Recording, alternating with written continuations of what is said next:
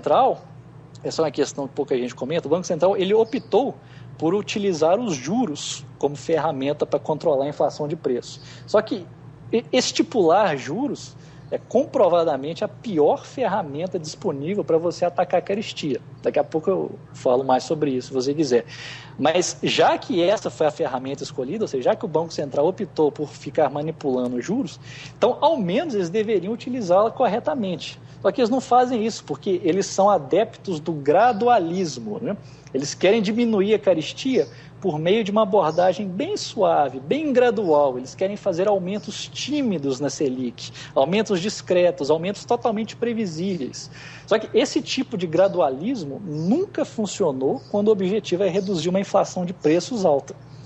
Esses caras ficam aí aumentando a Selic em 0,25 ponto percentual por reunião, depois vai para 0,5 ponto por reunião, achando que isso representa realmente um aperto monetário. Isso não funciona, isso não é aperto monetário. Essa abordagem gradual e leve nunca funcionou.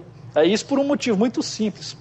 Os agentes econômicos, eles se adaptam e se antecipam a essas pequenas mudanças, tá? De modo que elas acabam sendo neutralizadas. Ficar mudando meio ponto percentual na Selic a cada 40 dias não afeta nada. Aliás, pode acabar tendo um efeito contrário.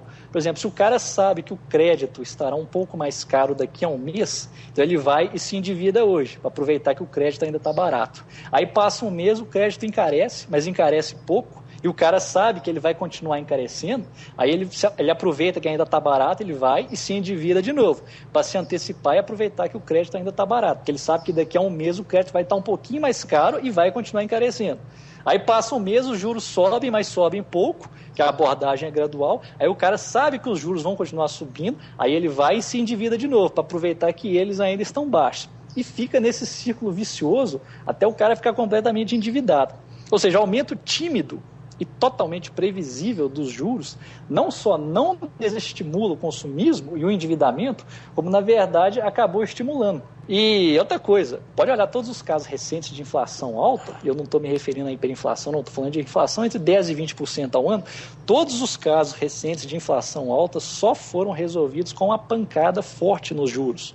O primeiro exemplo é o próprio Brasil. Aqui, em meados de 2003, a inflação chegou a 17% ao mês. Como é que isso foi resolvido? Deram uma pancada na Selic de 18 para 26,5% em 6 meses. Aí a carestia desacelerou e caiu de 17% para 5% em um ano. E em 2006 chegou a 3%. Nos Estados Unidos, no início da década de 80, a inflação de preço chegou a 15%. O que o Paul Volcker, que era o presidente do Fed, fez? Ele adotou o gradualismo? Não.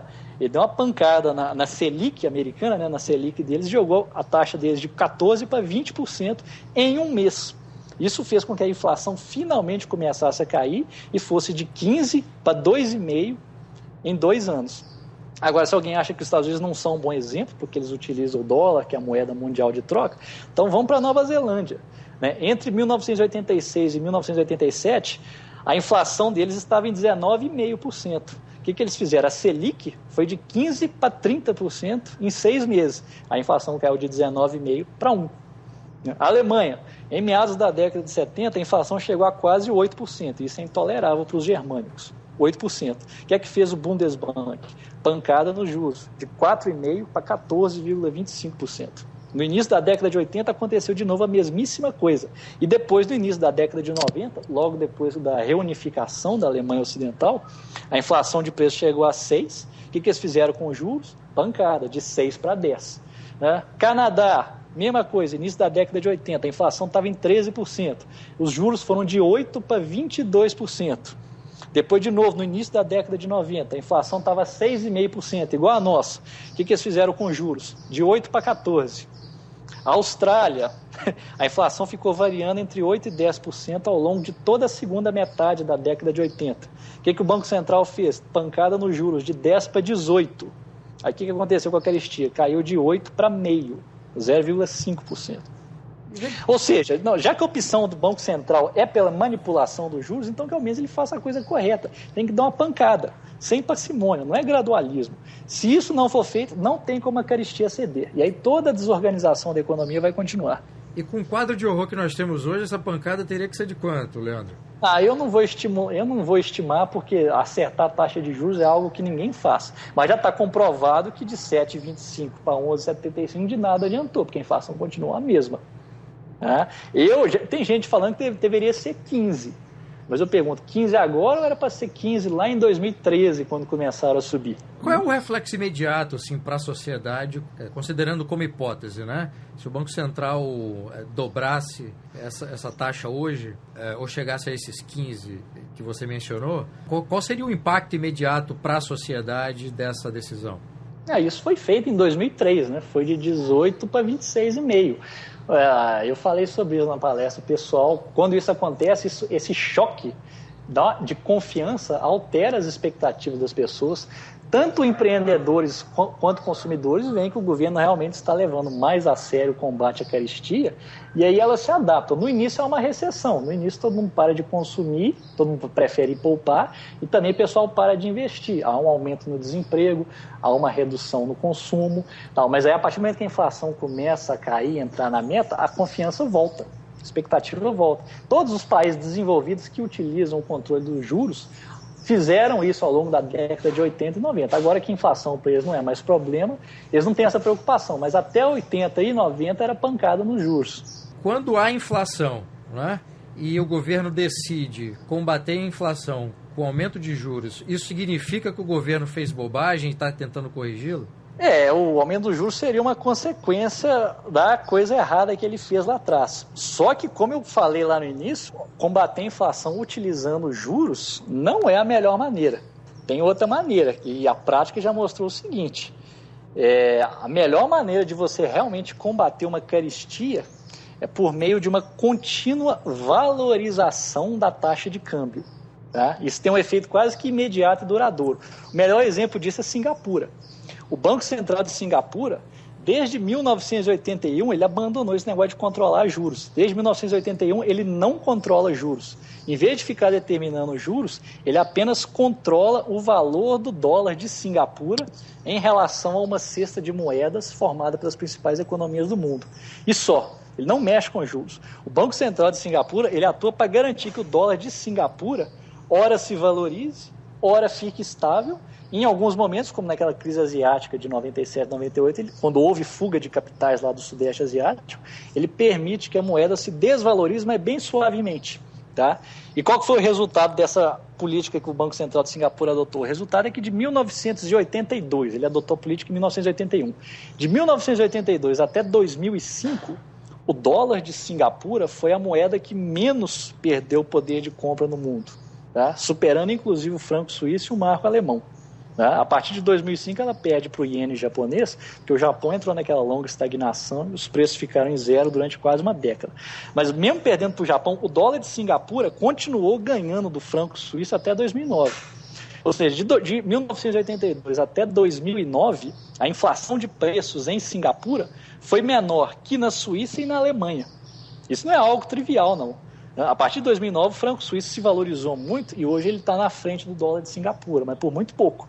Mas o fato é que a inflação de preços acumulada em Singapura de 82 a 2005 foi a menor do mundo. Né? Para uma economia que depende enormemente de importação, inclusive de importação de petróleo, isso é um feito e tanto. Tá?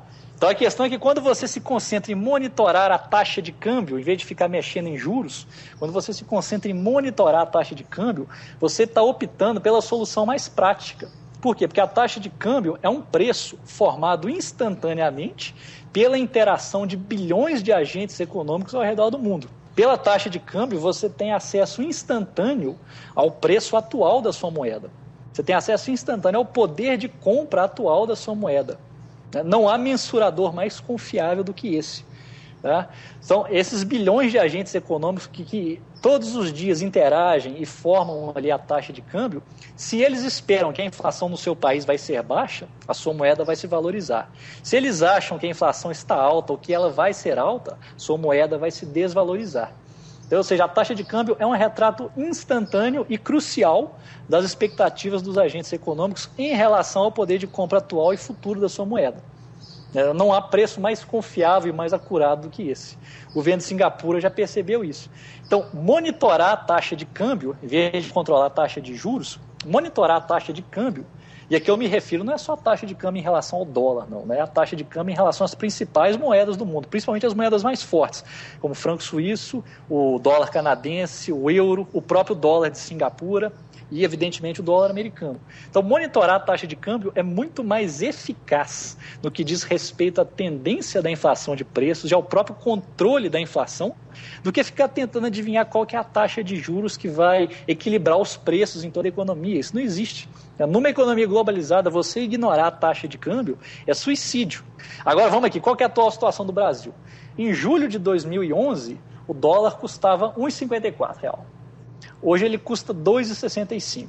Mais de 40% de desvalorização em 3 anos e meio. Né? Assim, num cenário assim, é claro que a caristia está subindo. A moeda vale cada vez menos, a moeda está perdendo poder de compra, a inflação está subindo. Outra coisa, isso aqui é importante, mas ninguém percebe isso. Em julho de 2011, o salário mínimo era de R$ 545. Como o dólar naquela época estava custando R$ 1,54, o salário mínimo em dólares era de $340. Tá? Hoje, com o dólar a 2,65, para você ter o mesmo salário mínimo em dólar de 2011, o salário mínimo hoje teria de ser de R$ 901. Tá? Como o atual salário mínimo, que entrou em vigor agora em janeiro, é de R$ 788, o valor em dólar hoje do salário mínimo é de 297. Então, ou seja, em meados de 2011, o salário mínimo era de $340. Hoje é de $297. Outra coisa, quem ganhava R$3.000 em meados de 2011, quem ganhava R$3.000, hoje teria de estar ganhando R$5.162 apenas para voltar ao valor nominal do salário em dólar de 2011. Será que quem ganhava R$3.000 está ganhando R$5.162 hoje? Ou seja, essa destruição do poder de compra da nossa moeda tem que acabar. O povo está sendo enganado. Se a gente não adotar uma política de valorização do real, não há como reduzir a atual caristia. Aliás, desde que nós adotamos o câmbio flutuante em 1999, em todos os momentos em que a inflação de preços realmente desacelerou, como ali no período entre 2004 e 2007, essa desaceleração nos preços só aconteceu porque o real se valorizou em relação ao dólar. Em 2004 o dólar custava R$ 2,80 e no final de 2007 já estava custando R$ 1,75. Por outro lado, não se observa nenhum período em que a caristia no Brasil tenha desacelerado ao mesmo tempo em que o dólar e outras moedas tivessem encarecido. Tá? Não existe. Sempre que os preços no Brasil desaceleraram é porque o real estava se valorizando em relação às outras moedas. Não se observa exemplo de preços em queda e real se desvalorizando em relação às outras moedas. E para quem acha que basta subir juros para apreciar o câmbio, a realidade está aí. 2 anos atrás a Selic era de 7,25 e o dólar custava R$ 2. Hoje a Selic está em 11,75 e o dólar está quase 2,70. Ou seja, o juro subiu e o dólar foi de 2 para 2,70. Então subir juros por si só não é garantia de nada. Por isso é imperativo adotar uma política em prol de uma moeda forte. Sem uma valorização do real, sem uma apreciação da taxa de câmbio, não tem conversa. A caristia vai continuar. Esse instrumento que você mencionou que é utilizado em Singapura com todas as consequências positivas, é um instrumento que pode ser utilizado na realidade brasileira ou ele depende de algumas condições que nós não temos? Como é que funciona isso? E aí é que tá. Se a gente fosse Singapura, seria fácil, porque Singapura é um país que tem uma economia muito competitiva, tem uma mão de obra muito preparada, altamente produtiva. Então, no cenário deles, deixar o câmbio se valorizar é fácil. As exportações são volumosas e os próprios estrangeiros voluntariamente vão atrás da moeda de Singapura. Como nós não estamos com essa bola toda, nós é que temos que ir atrás dos estrangeiros. Lá em Singapura os estrangeiros vão atrás da moeda. Aqui a gente tem que chamar os estrangeiros para ir atrás da gente. Explicar como é que funcionaria aqui um processo de valorização do real exigiria um artigo detalhado. E não tem como eu fazer isso agora. Então eu vou só dar uma pincelada sem entrar muito nos detalhes técnicos. Tá? Como é que a gente pode apreciar o real? A primeira coisa que tem de ser feita, a gente tem de tornar o real uma moeda atraente para os investidores estrangeiros. Tá? O real tem de ser demandado por estrangeiros. Para fazer isso é imperativo você dar total confiança aos investidores estrangeiros. Eles têm que ter confiança para investir aqui no Brasil. Para que isso aconteça, a primeira coisa que a gente tem que fazer é acabar com toda essa incerteza gerada pelo regime. Tá? Ou seja, a gente tem de acabar com essas maquiagens nas contas públicas, a gente tem de equilibrar o orçamento, a gente tem de parar com as quebras de contrato, como aconteceu aí no setor elétrico, a gente tem de parar de tabelar as taxas de retorno nos investimentos em infraestrutura, né, aeroportos, estradas, portos. A primeira coisa que a gente tem que fazer, então, é fazer com que seja seguro para os investidores estrangeiros trazerem suas moedas para cá e trocá-las por dólar. Tá? Isso aumentaria a demanda estrangeira por reais e aumentaria a oferta de moeda estrangeira. Acabar com essas porcarias de IOF sobre as transações financeiras também é imprescindível. Tá? Essa é a primeira coisa que tem que ser feita. Outra coisa que tem que ser feita, que é igualmente importante, o Banco Central tem de vir a público e tem de deixar claro, sem meios termos, né, que de agora em diante ele vai adotar uma política que busca uma valorização contínua do real em relação às principais moedas do mundo. Não é só em relação ao dólar, não, é em relação às principais moedas do mundo. O BC tem que fazer um comunicado deixando claro que o seu objetivo de agora em diante é tornar o real uma moeda forte e cobiçada pelos investidores do resto do mundo. Um simples comunicado assim já seria o suficiente para adquirir a confiança. Ele também tem que alertar, o Banco Central também tem que alertar que essa valorização que ele pretende não vai ser um processo diário, não é todo dia que o real vai se valorizar continuamente, porque isso pode também atrair ataques especulativos. Ele tem que deixar claro que a valorização será um processo de longo prazo, será um objetivo de longo prazo. Isso significa que haverá dias mais agitados em que haverá desvalorizações, isso é normal. O objetivo, tem que ser claro, vai ser o de fortalecer o real, e não o de enfraquecer o real. É claro que o objetivo não é ser a moeda mais forte do mundo, mesmo porque isso seria impossível para a gente. Mas é importante fazer um comunicado deixando claro que o compromisso do Banco Central de agora em diante é com a valorização e não com a desvalorização do real. Um comunicado do Banco Central nesse sentido já daria um enorme estímulo aos investidores estrangeiros. E como pontapé inicial, para mostrar que ele está sério nesse objetivo, o Banco Central pode começar vendendo uma parte de suas reservas internacionais, que hoje estão em 375 bilhões de dólares. Isso é um valor muito maior que a base monetária e até mesmo que o M1. Tá? Com 375 bilhões de dólares em reservas, é muito mais fácil estabilizar o poder de compra do real. É só você vender dólar, sem compromisso de recompra. Vende. Se desfaz e vende. Em vez de se preocupar com a Selic, cuja eficácia é pequena e que é muito difícil você acertar o valor exato dela, fica só no câmbio. O câmbio é um retrato muito mais fiel. Já que é para ter Banco Central, né, mesmo porque ninguém está pensando em abolir essa porcaria aí, já que é para ter Banco Central, então em vez de ficar congelando a Selic, passa a monitorar o câmbio. Ao fazer intervenções no mercado de câmbio para valorizar a moeda, igual faz o Banco Central de Singapura, você automaticamente chega a um valor correto para a Selic e corrige também, como consequência, corrige o aumento da quantidade de dinheiro na economia. E de uma maneira muito mais eficaz. Isso é muito mais eficaz do que ficar tentando adivinhar qual que é a taxa de juros que é mais adequada para a economia. É porque com o câmbio não tem segredo. Se ele está se desvalorizando ao longo do tempo, como está acontecendo com o real, até porque o país está em rota inflacionária. Se ele está se valorizando com o tempo, então é porque nós estamos numa rota sadia. Né? Já uma taxa de juros congelada, que é com isso que o Banco Central trabalha, uma taxa de juros congelada não mostra nada, não te dá ideia de nada. Né? No Brasil, o câmbio está se desvalorizando continuamente desde 2011 e os caras seguem querendo manipular a Selic.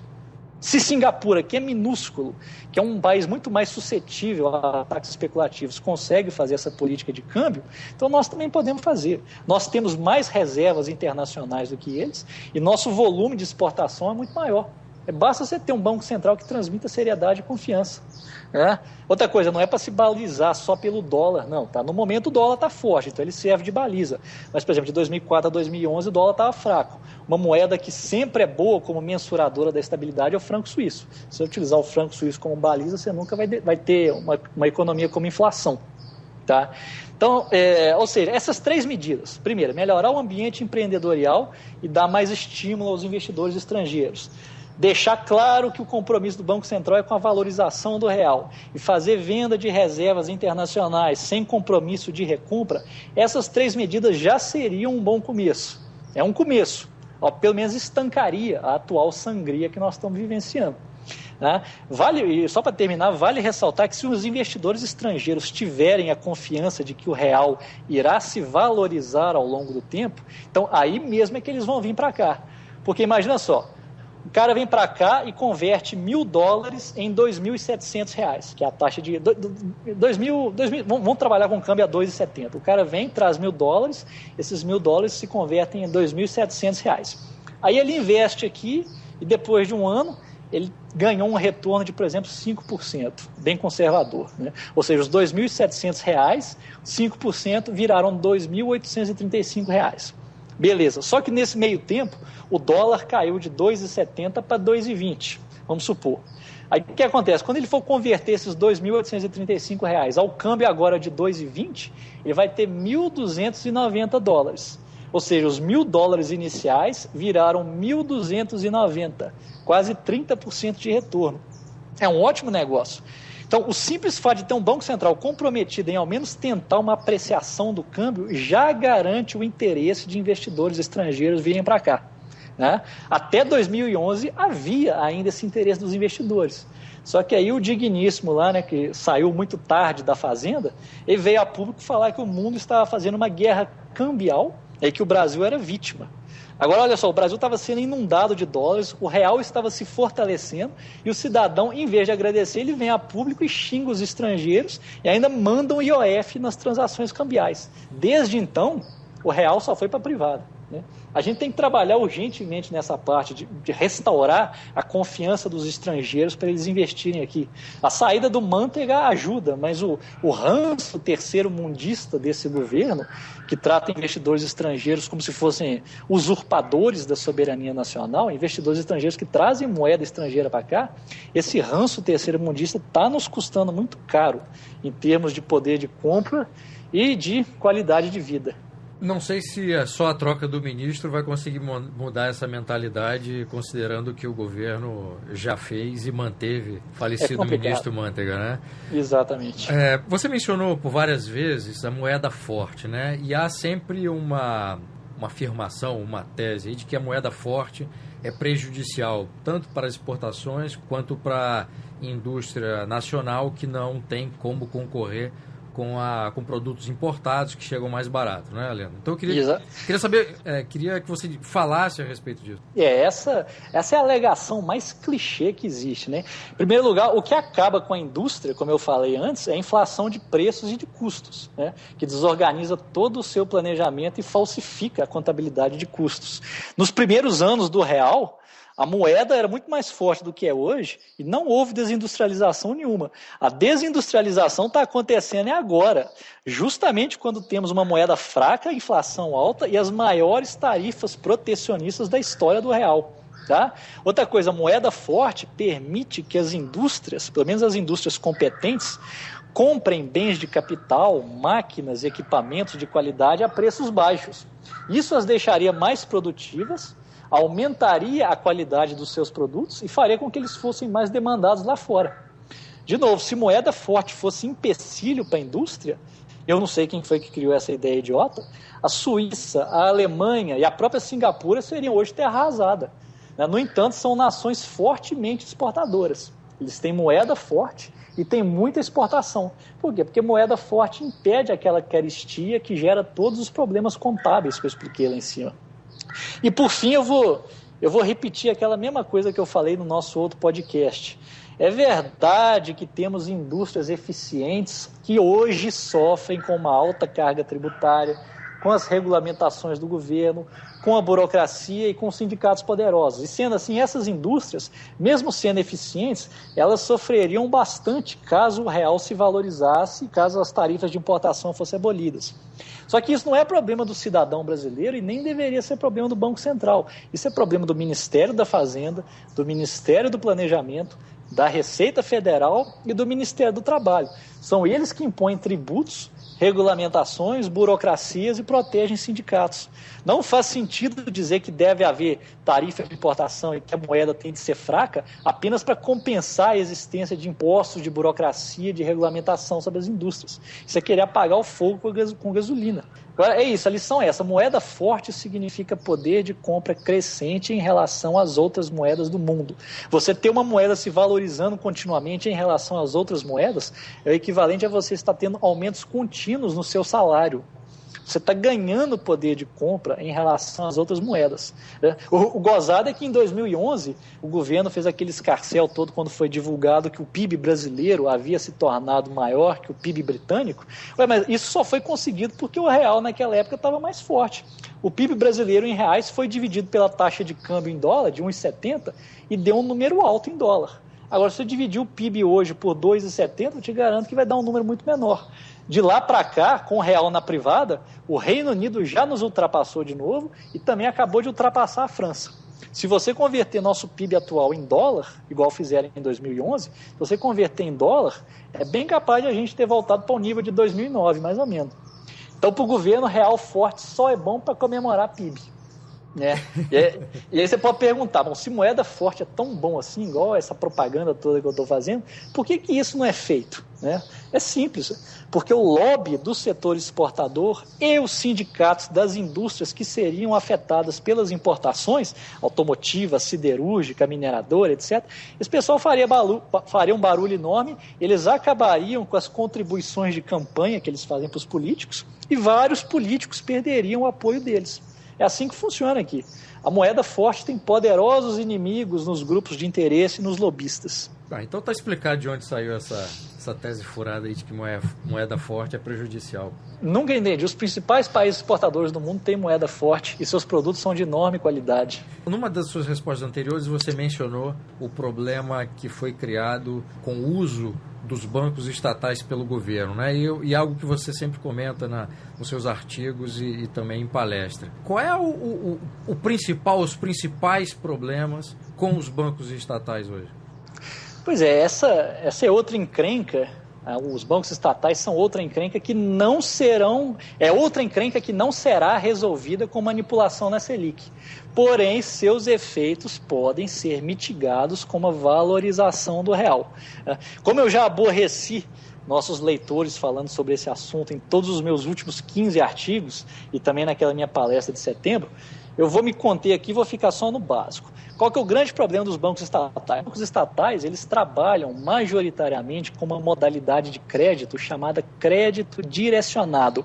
A Dilma falou sobre isso em todos os debates dela, ela achava que era o máximo. Nessa modalidade de crédito direcionado, os bancos estatais são obrigados pelo governo a fornecer empréstimos a juros muito abaixo da Selic para alguns setores escolhidos pelo governo. Os principais beneficiados são o setor imobiliário, para aquisição de imóveis, o setor rural, o setor exportador e principalmente os grandes barões do setor industrial. Então, programas como Minha Casa Minha Vida, Crédito Rural Empresarial, Pronaf, Pronamp, Finame, Fies, todos eles são beneficiados com crédito a juros muito menores que a Selic. No Pronaf, por exemplo, que é o programa da agricultura familiar, eu conheço um cara que, eu já falei disso no artigo meu, eu conheço uma pessoa que é do meio rural, ela foi ao Banco do Brasil, ela conseguiu um empréstimo de R$40 mil para comprar um Fiat Strada, e o Fiat Strada, ele é classificado como bem de capital para quem é produtor rural, pegou um empréstimo de R$40 mil, comprou o Fiat Strada e está pagando 3% ao ano sobre esse empréstimo de R$40 mil. Ou seja, a Selic está em 11,75, a inflação está em 6,41 e o cara está pagando 3% de empréstimo, 3% de juros sobre um empréstimo para comprar carro. Como é que você resolve isso? Alta na Selic não vai resolver, porque os bancos estatais são imunes à Selic. O Joaquim Levy vai atacar isso, que é justamente o carro-chefe da Dilma? Não prenda a sua respiração, eu não acredito. O fato é que desde 2008 os bancos públicos já jogaram mais de R$1 trilhão na economia. Quando bancos, sejam eles públicos ou privados, quando eles concedem empréstimos, eles criam dinheiro do nada, eles jogam esse dinheiro na economia. E os bancos estatais sozinhos, por meio de todos esses programas de crédito subsidiado, eles já jogaram R$1 trilhão e 200 bilhões na economia desde 2008. 1 trilhão e 200 bilhões.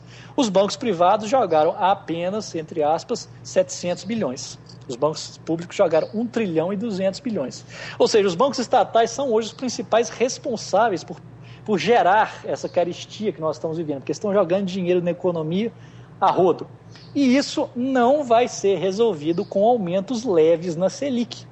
Aliás, sabe o que pode ajudar a mitigar essa carestia que está sendo gerada pela expansão do crédito dos bancos estatais? A valorização do câmbio. Uma taxa de câmbio que se valoriza continuamente é algo tão mágico que consegue contrabalançar até mesmo os efeitos inflacionários de uma expansão do crédito. Ela não vai evitar ciclos econômicos, mas ao menos ela consegue arrefecer essa carestia. Outra coisa, aproveitando o embalo, o governo anunciou que vai reajustar as tarifas de energia em 31%, vai voltar com a CID e vai fazer reajuste nas tarifas de ônibus. Como é que você combate essa carestia com aumento na Selic? Impossível. Agora, com valorização do câmbio, é possível, atenção, é possível você contrabalançar um pouco dessa carestia. Por exemplo, o preço da energia elétrica vai aumentar 30%, mas se os preços de todos os bens importados caírem, e aqui eu estou me referindo a alimentos, mobiliário, roupa, utensílios domésticos, aparelhos eletroeletrônicos, televisão, celular, laptop. Se o preço de tudo isso cair, então o encanador e a manicure, eles ficam menos pressionados a repassar para os seus clientes o aumento do custo da eletricidade. Tá? O aumento da eletricidade foi contrabalançado, ao menos em parte, pelo barateamento de todos os bens importados. Ou seja, não tem conversa, você tem que ter moeda forte. Moeda forte está intimamente ligada ao padrão de vida. Não há padrão de vida baixo em país de moeda forte. E não há padrão de vida alto em país de moeda fraca. Tá? Aliás, não dá nem para ter cultura em um país de moeda fraca, porque seus habitantes não têm poder de compra para viajar e para entrar em contato com outras civilizações. Moeda fraca é o equivalente a uma política do cabresto. O sujeito fica preso no país dele. Mas, enfim, eu estou falando demais aqui, eu estou achando que eu estou meio exaltado. Ver o poder de compra da moeda sendo aniquilado dessa forma é dose. E você que, não sei se foi no ano passado, há 2 anos, fez uma visita ali pela Suíça, não foi? A Áustria, não sei o que. Eu todo ano eu me dou ao desfrute de passar 18 dias girando de carro pela Europa, principalmente ali Suíça, Áustria, é a melhor coisa que tem. Todo ano. Agora com o dólar, com o real na privada, não vai ter jeito. Pois é, não, aí quando viaja é que você se defronta ainda mais com esse problema da moeda desvalorizada e corroída, né? Exatamente. Agora vem cá, Leandro, você acha é possível em 4 anos o atual governo limpar essa bagunça aí que foi uma parte cometida e uma parte agravada nesses 12 anos de PT mais 4 anos do governo Dilma? Não, na melhor das hipóteses, se tudo for feito de acordo com o manual, se tudo der certo, se todas aquelas outras reformas que eu falei sobre orçamento, acabar com a maquiagem, abrir a economia, se tudo isso der certo, a gente volta exatamente para onde estávamos no início de 2011. Tá, mas isso se acontecer uma realidade que, enfim, é praticamente impossível, né? Mas de acordo com o que foi dito até agora pelo ministro recém-empossado, pelo governo... Pois é, se eles fizerem isso tudo, se tudo der certo, a gente volta ao início de 2011. Se tudo não der certo, então a gente perdeu 8 anos. Perdeu 8 anos e ainda agravou, porque se a gente voltar ao início de 2011, a gente só terá perdido 8 anos. Se as coisas não derem certo, a gente perdeu 8 anos e mais o que estamos pior. Nesse quadro mais realista, muito mais do que pessimista, é um quadro mais realista, quer dizer, o governo não vai fazer tudo isso que conversamos aqui, vai se limitar a tomar algumas medidas em 4 anos. Quais que você acha, Leandro, que serão os reflexos negativos que nós já estamos vivendo agora? O que tende a se agravar, o que tende a piorar, o que tende a acontecer que ainda não aconteceu? O que é certo que vai vir por aí é aumento de juros e aumento de impostos. Tá? Então, quem quer fazer investimento produtivo vai se estrepar com os juros. Até porque juros baratos para investimentos produtivos só existem para os amigos do governo, que tem contato com o BNDES. Se você é um microempreendedor e quer fazer um investimento produtivo, para você é juros de mercado, e eles vão subir. Tá? Então, quem esperava fazer investimento produtivo vai sofrer com os juros. E quem esperava ter um aumento da renda vai se lascar com os impostos. Né? Então é isso. Agora me diz uma coisa, diante desse quadro como é que a iniciativa privada e a sociedade brasileira, como é que nós podemos, enfim, lidar com essas consequências negativas que já acontecem e com as outras que podem vir a acontecer? Bom, eu não estou qualificado para opinar sobre como é que empreendedores deverão agir, né? Minhas pretensões não chegam a tanto. Eu posso falar apenas o que é que eu vou fazer. Tá? Eu vou poupar. Só, eu vou pesquisar aí quais são as aplicações que vão render acima da inflação e só. Eu não estou pretendendo consumir muito nesses próximos 4 anos.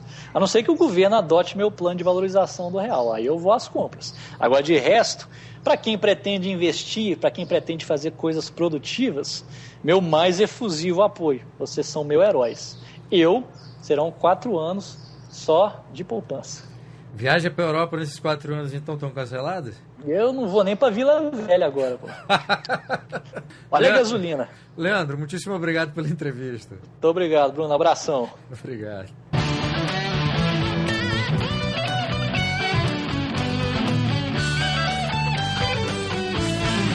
Este foi o podcast do Instituto Ludwig Fomes Brasil. Meu nome é Bruno Garchagen.